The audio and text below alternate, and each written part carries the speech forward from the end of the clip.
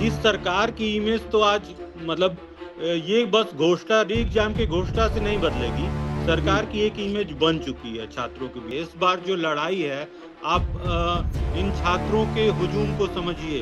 ये 48 लाख युवा केवल पुलिस भर्ती के, 10 लाख से ऊपर अभ्यर्थी आरओ एआरओ की परीक्षा के हैं। तो सामान्य चीज नहीं है।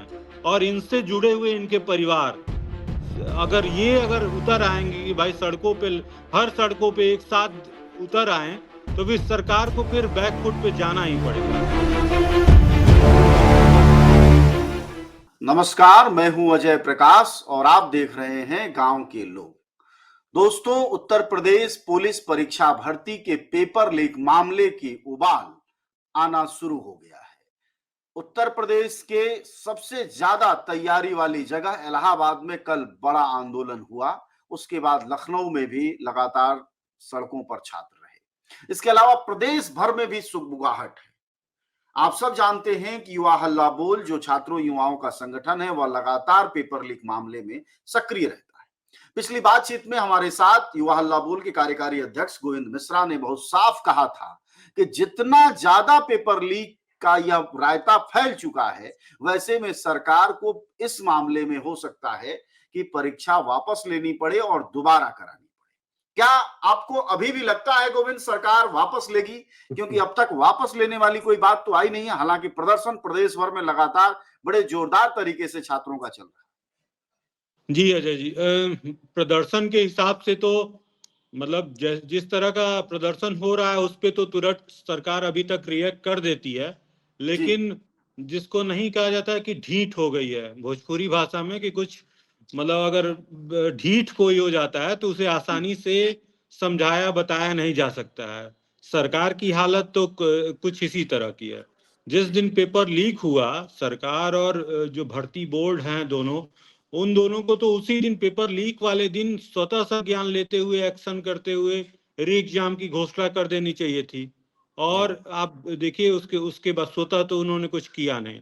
उसके बाद तमाम आवाज उठे, हम लोगों जैसे लोग अधिकारियों से बात किए, हम लोगों की कोशिश की थी कि बातचीत से कुछ इसका हल निकले।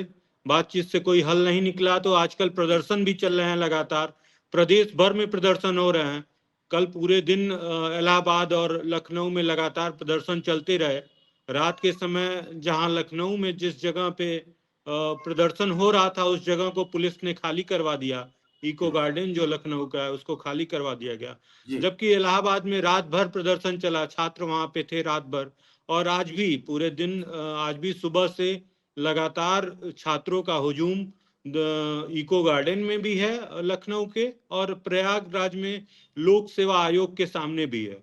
इसके अलावा अजय जी बता दें, मेरठ और गोरखपुर और उत्तर प्रदेश के कई जिलों में लगातार छात्र प्रदर्शन कर रहे हैं। और लगातार सरकार से अभी भी इस उम्मीद में है कि सरकार इस बात को समझेगी, जानेगी और दोबारा तो परीक्षा गोविंद, करवाने क्या की कोई घोषणा की। प्रतिनिधि मंडल, कोई सरकार और छात्र आंदोलनकारियों के बीच कोई बातचीत, कोई ऐसी स्थिति क्या बनती हुई अभी फिलहाल नजर नहीं आ रही? लखनऊ वाला जो प्रदर्शन चल रहा है वो स्पेशली यूपी पुलिस के लिए चल रहा है। उसमें कल 7 लोगों की टीम एक बुलाई गई थी, भर्ती बोर्ड के द्वारा बुलाई गई थी, जिसमें से जाके भर्ती बोर्ड के किसी सदस्य ये लोग बात करके भी आए। और जिसमें उनकी तरफ से कहा गया कि वो 25 तारीख तक कुछ निष्कर्ष पे पहुंच सकते हैं। और उनका ये तर्क था कि अभी उन्होंने कुछ पिछले नोटिफिकेशन में अपने एक ईमेल आईडी देते हुए लोगों से सबूत भेजने को कहा था। तो अभी तक जैसी जानकारी मिली है कि करीब 1,500 सबूत इस तरह के छात्रों ने भेजे हैं। और उसी के असेसमेंट के लिए भर्ती बोर्ड ने कहा कि आगामी 25 तारीख तक हम इस पे कुछ विचार करेंगे। तो अगर 25 तक अगर हो जाता है तो बहुत अच्छा रहेगा। लेकिन छात्र तो लगातार इस पे प्रदर्शन कर ही रहे हैं। इलाहाबाद में भी भर्ती बोर्ड के कुछ सदस्यों से बातचीत हुई है, प्रतिनिधि मंडल का, लेकिन अभी तक कुछ वहां से भी इस तरह का ठोस कुछ उत्तर नहीं मिला है। अब चूंकि ये चुनावी वर्ष है, लोकसभा का चुनाव है, उत्तर प्रदेश की 80 सीटों पर प्रधानमंत्री मोदी की सीधी निगाह है और जहां योगी जैसे सक्सेसर बैठे हों ये मोदी के, तो वैसे में अगर परीक्षा वापस लेते हैं तो यह बात तय हो जाएगी, जो आपका संगठन और लगातार दूसरे छात्र संगठन आरोप लगाते हैं कि वहां पेपर लीक हो रहा है, उसमें माफियाओं का लेना देना है, बड़ी मछलियां शामिल हैं, ये सब बातें। तो क्या आपको लगता है कि सरकार मानेगी कि पेपर लीक हुआ है? जिस सरकार की इमेज तो आज मतलब ये बस घोषणा री एग्जाम के घोषणा से नहीं बदलेगी। सरकार की एक इमेज बन चुकी है छात्रों के बीच में, बल्कि जी उनको अगर अपनी इमेज थोड़ी सुधारनी है, अगर लगता है कि कुछ डेमोक्रेटिक तरीके से रहना चाहते हैं वो, तो तुरंत री एग्जाम की घोषणा करे, छात्रों की जो मांग है उसको सुने।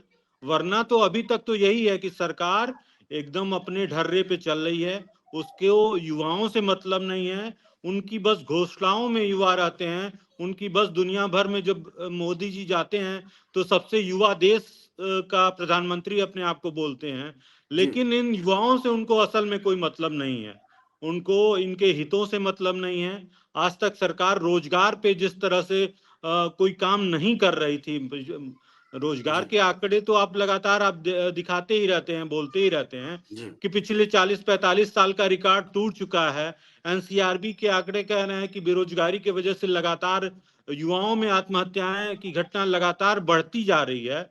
देश दुनिया सबको पता है बेरोजगारी किस तरह बढ़ रही है, लेकिन सरकार उसको संज्ञान में नहीं ले रही है।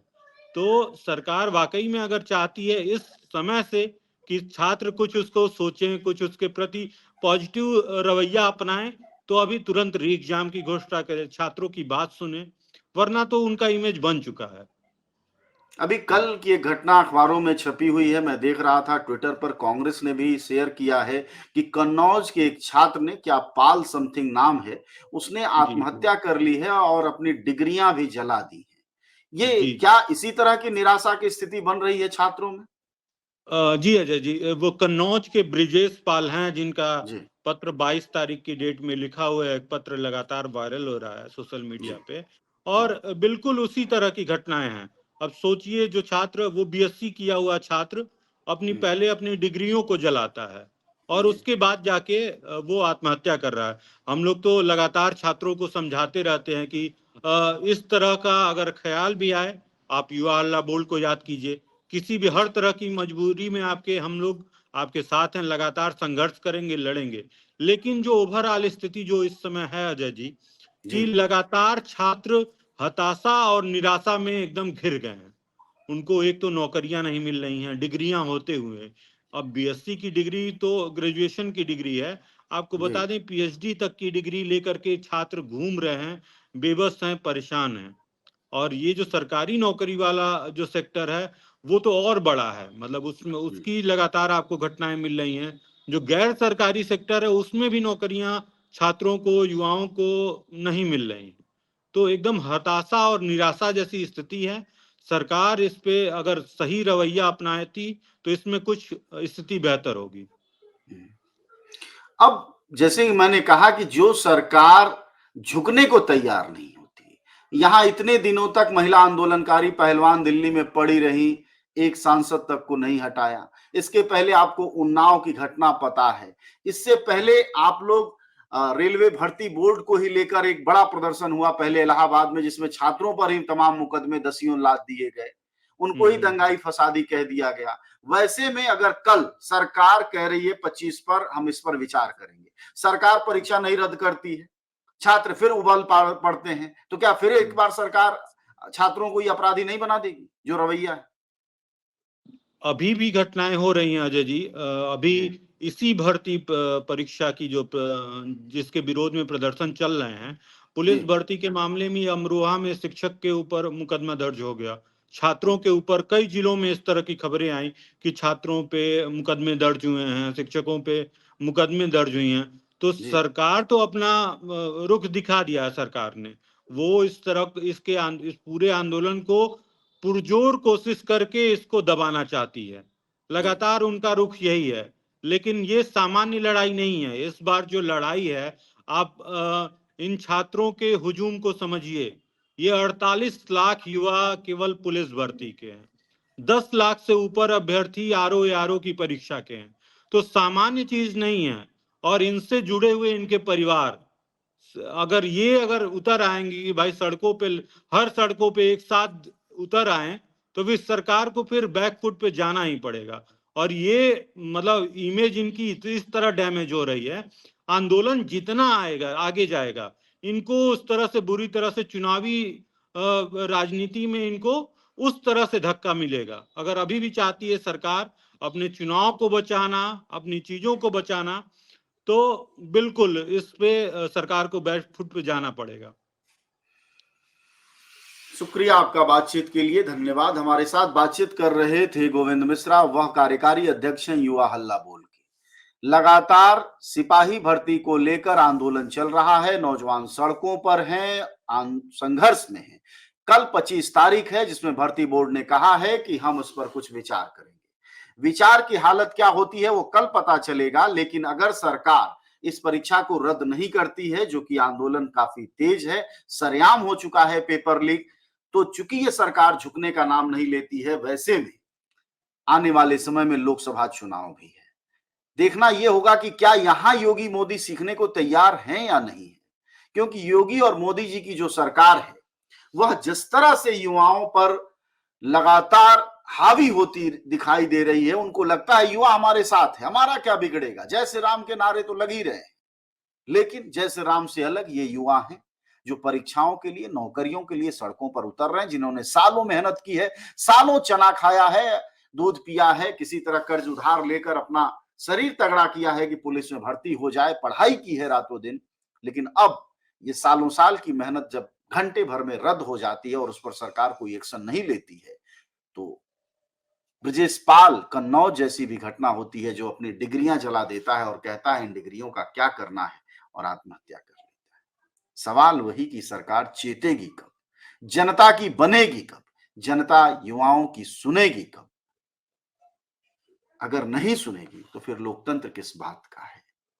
जय श्री राम का नारा लगाना, मंदिर मस्जिद के बवाल काटना और कटवाना, अगर इस देश में समुन्नत युवाओं का विकास है, तो जाहिर तौर पर फिर तो देश उसी रास्ते पर है। अन्यथा युवाओं को सोचना होगा इस लोकसभा चुनाव में कि कौन सी सरकार चुने जो उसकी सुने।